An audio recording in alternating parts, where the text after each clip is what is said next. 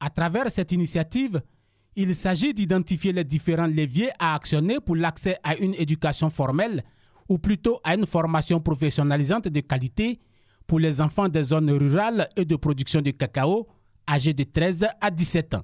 Nous avons lancé notre stratégie 2015-2020 pour améliorer la protection pour 1 million d'enfants vivant dans des zones de production de cacao au travers d'une combinaison d'actions directes sur le terrain à travers la promotion des bonnes pratiques.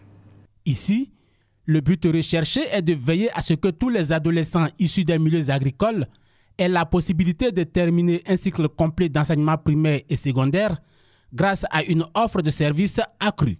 Nous avons été témoins de la mise en œuvre du plan d'action national de lutte contre le travail des enfants 2015 à 2017, qui a conduit à des réalisations aussi notables, assurant ainsi leur possibilité à progresser dans le système éducatif.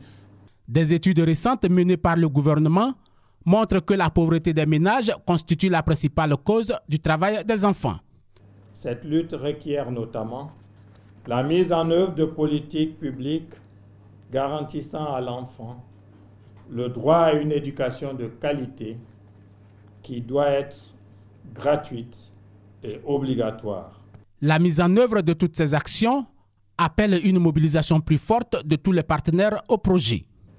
Je voudrais inviter d'autres acteurs à généraliser demain les stages de formation ou encore les stages de fin de cycle.